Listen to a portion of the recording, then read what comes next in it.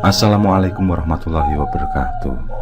Selamat datang kembali di channel Pen and Fashion, channel yang menyuguhkan video cerita bergambar seputar misteri. Simak terus video dari kami. Sudah 3 hari, Gendon tidak berangkat jualan. Tubuhnya menggigil, badannya lemas. Ia masih agak linglung kalau diajak bicara. Bukan itu saja, Gendon juga masih kerap mengigau seperti ketakutan. Pak Kiai pun sudah datang untuk meruqyah. Dari hasil ruqyah itu, ternyata bukan karena ada jin yang menempel di tubuh Gendon, melainkan karena mental Gendon sendirilah yang sedang mengalami trauma. Biarkan saja, nanti pelan-pelan juga sembuh sendiri, kata Pak Kiai. Dan benar saja apa yang Pak Kiai katakan. Seminggu kemudian, Gendon sudah merasakan badannya lebih bugar. Bayang-bayang kuntilanak yang duduk di atas dahan itu perlahan juga mulai terkikis. Semangat yang semula hampir untuk itu pun, kini mulai tegak kembali. Keinginan untuk menjadi orang sukses telah mengalahkan rasa takutnya. Kamu beneran sudah sehat, Don? Yakin nanti sore mau jualan lagi? Tanya Alim sembari meracik bumbu-bumbu dapur. Dengan tegas, Gendon pun menjawab bahwa ia sudah siap untuk berkeliling lagi. Kalau ia hanya takut dan was-was, maka kapan lagi ia akan menjemput rezeki? Yang penting sekarang ia harus lebih waspada. Mending lewat jalur aman, meski jarak tempuh agak jauh.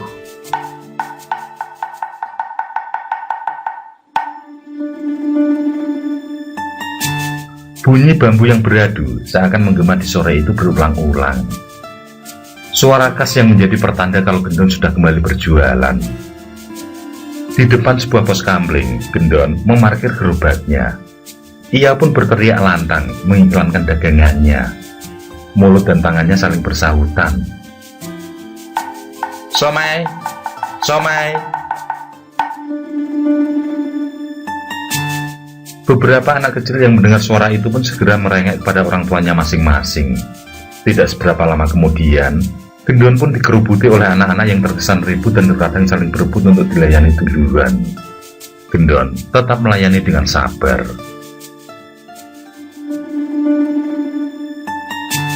Hari itu, Gendon tidak perlu berkeliling dari kampung ke kampung, karena ia mendapatkan pesanan dari seseorang yang tinggal di sebuah perumahan. Pemesan itu sedang mengadakan pesta kecil-kecilan karena anaknya berulang tahun. Si pemesan tahu kalau dagangan Gendon memiliki cita rasa yang enak. Dan satu hal penting adalah Gendon selalu menjaga kebersihan dagangannya.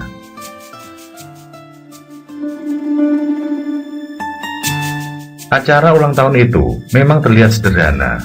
Tidak ada kue tar yang super besar dengan hiasan lilin yang mahal. Menu yang dihidangkan pun bukan masakan dengan nama yang aneh-aneh dan berharga mahal. Cukup dengan somai, gado-gado, dan makanan-makanan khas di perkampungan pada umumnya. Menjelang maghrib, acara pun selesai. Dagangan Gendon benar-benar ludes diborong. Bukan itu saja, si pemesan yang baik hati itu masih memberi uang tambahan untuk Gendon. Uang pun telah masuk ke dalam saku. Setelah mencuci piring yang barusan dipakai, Gendon pun melangkahkan kaki untuk pulang.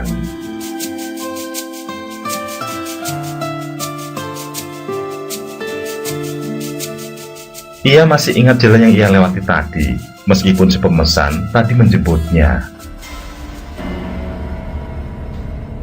Namun ketika sampai pada tikungan yang kesekian kali, tiba-tiba Gendon merasa kehilangan arah. Ia benar-benar kebingungan untuk menentukan mana utara, mana selatan. Perumahan itu memang sangat luas. Pun demikian, hampir semua rumah di sana memiliki pagar yang menutup rumah. Apalagi cahaya penerang jalan yang hanya temaram, semakin membuat Gendon bingung. Orang-orang di sana pun kebetulan tidak ada yang berlalu lalang di sore itu. Satu-satunya petunjuk baginya adalah suara azan yang berkumandang. Namun suara azan itu pun juga membingungkan Gendon. Bagaimana tidak, suara azan itu bergema bersaut-sautan. sehingga justru sulit bagi Gendon untuk menentukan kemana arah ia harus menuju. Gendon tidak ingin kejadian menyeramkan itu terulang lagi. Ia harus segera sampai di masjid atau musola. Ia tidak boleh berada di jalan sewaktu maghrib. Setelah sempat menoleh ke kanan kiri, Gendon pun lega karena ia melihat beberapa bapak dan ibu berpakaian layaknya orang yang akan menuju masjid. Gendon mengikuti petunjuk yang diberikan salah seorang jamaah. Patokannya adalah sebuah pohon beringin besar yang berada di tengah-tengah perumahan. Gendon ingat pohon itu. Dari sana tinggal lurus, lalu belok kiri, maka akan ketemu jalan keluar dari perumahan. Gendon menyusuri jalan dengan sangat hati-hati. Ia tidak ingin salah mengambil jalan, karena di perumahan itu banyak sekali persimpangan dengan bentuk rumah yang hampir mirip. Gendon pun menyalakan sebatang rokok, lumayan untuk mengusir sepi. Dari kejauhan, Gendon melihat api yang menyala-nyala. Bukan hal asing baginya, karena ia pun kerap kali membakar sampah di malam hari. Hati Gendon pun lega, karena ia bisa bertanya pada orang itu, hanya sekedar memastikan bahwa jalan yang ia lalui memang jalan yang menuju keluar perumahan. Gendon pun semakin lega karena ia sudah melihat pohon beringin besar yang menjadi patokan. Nyala api itu masih berkobar-kobar. Di sisi lain, Gendon tidak melihat seorang pun yang menjaga api itu. Apa iya taman perumahan itu dipergunakan untuk membakar sampah? Coba kalau tanaman hias pada mati, siapa yang tanggung jawab? Gendon bertanya-tanya dalam hati. Gendon mempercepat langkah hingga sekira tinggal 4 meteran dari nyala api itu. Tiba-tiba saja Gendon tertegun. Tidak sampah yang sedang dibakar. Api itu menyala tanpa sedang membakar apapun. Saat Gendon sudah semakin dekat, nyala api itu tiba-tiba membesar, lalu membumbung dan melayang-layang mengitari Gendon. Spontan, Gendon memperhatikan api yang berkobar dan melayang itu. Api itu pun mulai mendekat ke arah Gendon. Sampai pada suatu detik, otak Gendon mengirim sinyal tanda bahaya. Gendon pun menyadari kalau api itu adalah sosok Banaspati. Sosok demit yang berwujud api. Maka tanpa diperintah, Gendon pun lari tunggang langgang.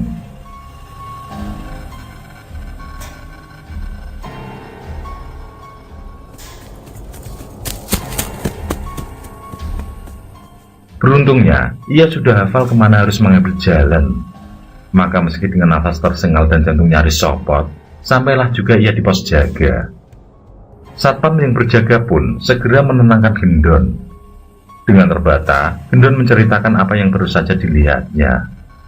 Satpam itu hanya tersenyum-senyum mendengarnya, seolah ia sudah tahu apa yang dilihat oleh Gendon. Sampai akhirnya, Satpam itu pula yang menolong Gendon mengambilkan gerobak somai yang ia tinggal di taman.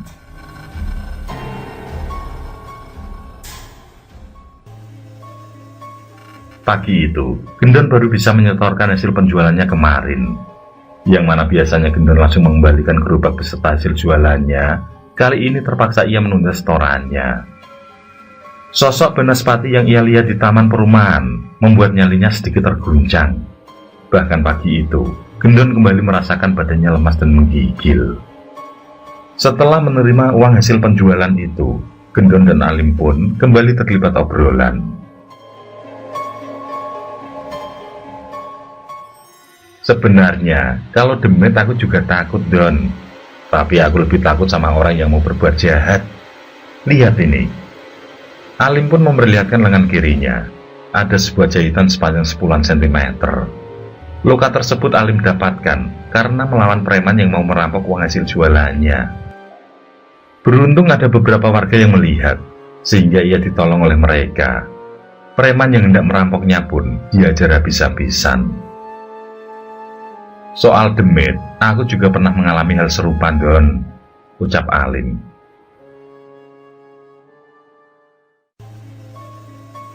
Ia berkisah jika kejadian yang dialami itu saat di kampung utara, yakni tempat saat Gendon pernah dikejar anjing liar. Sebelum Alim masuk kampung utara, sebelumnya sudah berkeliling di kampung sebelahnya. Ia berpikir karena lebih dekat dan biasanya jualan juga ramai. Tapi tidak tahu hari itu jualannya benar-benar sedang sepi. Paling juga baru keluar 5 atau 6 piring. Makanya ia putuskan untuk masuk ke kampung utara. Waktu itu, kejadiannya sama dengan yang dialami Gendon. Alim masuk kampung tepat azan maghrib. Kebetulan pas maghrib itu ada beberapa orang yang beli. Pada saat itulah, Alim sudah mulai agak curiga. Kampung itu biasanya ramai, tapi saat itu keadaannya seperti kampung yang sedang ditinggal mudik, lengang, dan hawa suasananya juga beda. Selepas dari musola, Alim langsung berkeliling. Tapi baru juga beberapa langkah, dari agak jauh ia melihat ada orang melambai. Sesampainya di sana, orang itu memesan 1 porsi. Alim terheran saat membawa asap dari bumbu somai, yang harusnya ada wangi-wangi. Kali ini aromanya bangkai yang cukup menyengat. Beberapa kali ia cium asapnya yang memang bau bangkai. Alim takut kalau nanti dimakan ternyata orangnya keracunan atau kenapa-kenapa, bisa runyam urusannya. Ia juga mikir-mikir, apa ada yang salah? Atau jangan-jangan gerobaknya kemasukan tikus. Cepetan mas! Si bapak itu rupanya sudah tidak sabar. Padahal jujur, Alim masih ragu apa tetap dihidangkan apa tidak. Dan karena ia yakin aman, akhirnya somai itu tetap dihidangkan. Pada saat piring diberikan, bapak-bapak yang ia lihat tadi rupanya sudah berubah menjadi pocong. Di bagian mata dan hidungnya masih ada kapasnya menempel. Tentu saja Alim takut setengah mati. Tanpa pikir panjang, Alim pun lari sekuat-kuatnya kembali ke musola tempat maghriban tadi. Saat itu sangatlah heboh, soalnya Alim teriak-teriak minta tolong. Ternyata setelah esoknya ia kembali ke sana, ia baru tahu kalau ada salah satu warga yang mengakhiri hidup dengan gantung diri 3 hari sebelumnya. Kabar yang beredar, warga yang gantung diri ini hampir tiap malam selalu gentayangan dalam wujud pocong. Elah kok aku juga yang ketiban pulung. Pokoknya kalau ingat kapas di mata sama hidungnya itu, serem Don, serem, serem wes pokoknya.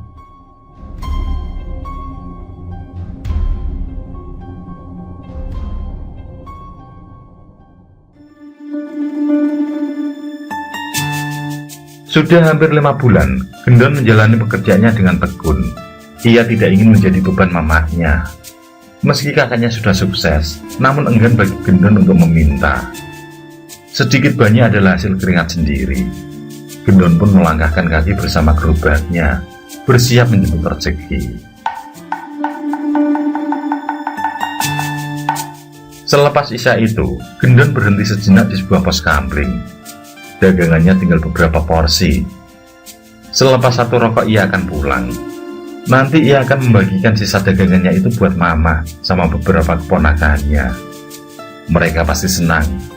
Rokok yang nyaris tinggal gabusnya itu pun Gendon hisap dalam-dalam. Setelahnya, melangkahlah Gendon pulang. Ia kembali menghentikan laju gerobak. Ketika dari arah belakang, tiba-tiba terdengar suara perempuan memanggil. Gendon pun menoleh. Ada sebuah desiran yang membekas di benak Gendon. Jangan-jangan bukan manusia. Begitu yang tertanam dalam benaknya. Gendon pun menghentikan langkah. Maaf mbak, sudah habis, jawab Gendon meski perempuan itu belum memesan somainya. Tanpa ia duga, wanita itu minta maaf karena ia tidak berniat memesan somai. Tapi ia minta tolong sebentar kalau boleh. Ia mau pulang, tapi takut. Gendon pun menanyakan maksud dari perkataan perempuan itu. Si perempuan mengatakan kalau sepeda motornya mogok, maka ia minta tolong agar diantar pulang karena takut. Gendon pun menurut saja. Meskipun sebenarnya arah ia pulang bersebalikan dengan arah rumah perempuan itu. Gendon juga tidak melihat sesuatu yang perlu ditakutkan dari perempuan itu. Maka Gendon pun bersedia mengantarnya.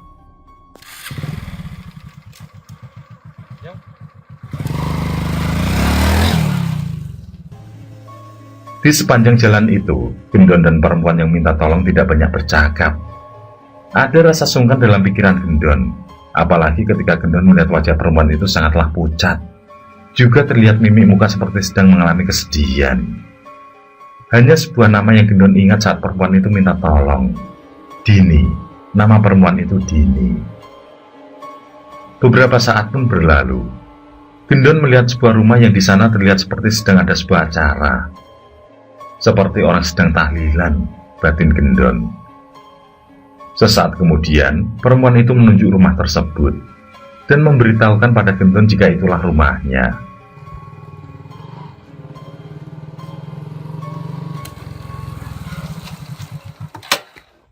Gendon pun tibalah di sana. Benar saja, Gendon melihat orang-orang memang sedang bertahlil. Mereka tampak bingung melihat Gendon dan gerobaknya tiba-tiba mendatangi mereka.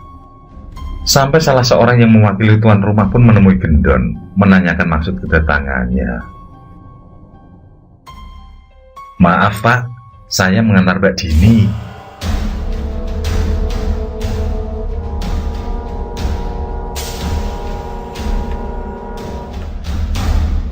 Gendon menoleh ke arah samping. Namun alangkah terkejutnya Gendon, karena di sana ternyata ia hanya seorang diri. Tidak ada perempuan yang ia antar. Tidak ada Dini. Dini, perempuan yang Gendon antar di malam itu, ternyata adalah seorang korban kecelakaan tunggal. Hari itu adalah 3 hari meninggalnya Dini.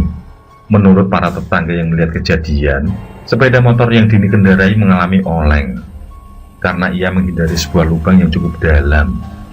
Naasnya, meski Dini berusaha menghindar, ban belakangnya tak urung sempat masuk dan menyebabkan Dini terjatuh.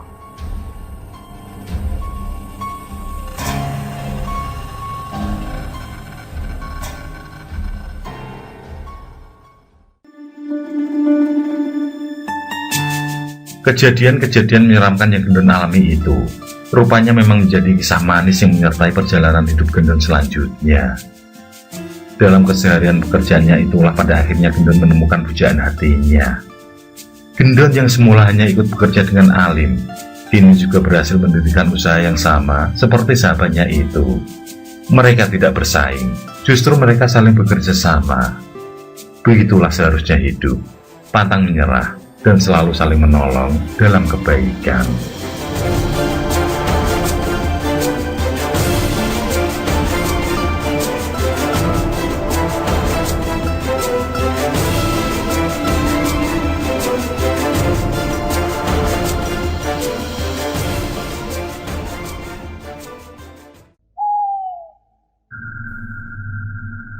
Oke, terima kasih. Semoga kawan-kawan terhibur, dan untuk ke depan, semoga channel ini bisa lebih baik lagi. Akhirul kalam, wassalamualaikum warahmatullahi wabarakatuh. Sesandingan hormat kali